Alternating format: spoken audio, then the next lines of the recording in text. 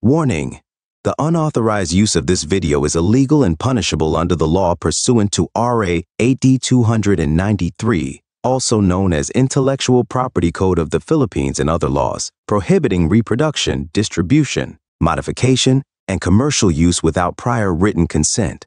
Violators may face civil, criminal, or administrative penalties.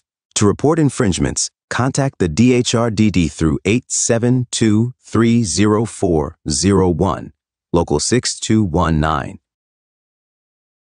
Sa panahon ngayon ay hindi na uso ang mga makalumang karnaping teknik ng mga sindikato, gaya lamang ng mga forcibly taken at stolen while on park, na madalas gamitan ng mga pananakit o pananakot upang matangay ang mga sasakyan ng mga biktima. Kaya narito ang mga pangunahing modernong karnaping teknik ng mga sindikato upang makapangbiktima ng kanilang mga target.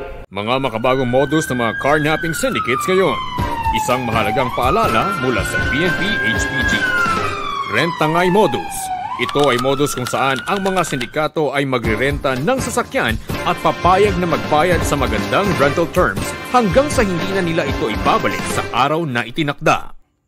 Pasalo or assume balance modus.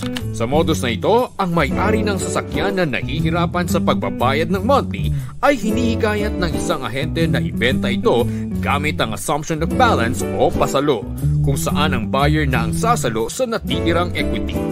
At matapos ang ilang buwan, makatatanggap na ng notice sa bangko ang biktima tungkol sa hindi pagbabayad ng monthly.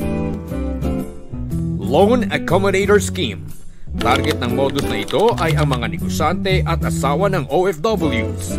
Hinihikayat sila upang sumali sa negosyo ng car rental upang magamit ang kanilang identity, legal documents at bank statement para makakuha ng car loan sa iba't ibang bangko. Labas Casa Scheme. Madalas na biktima ng modus na ito ay mga car dealers at car sales agent.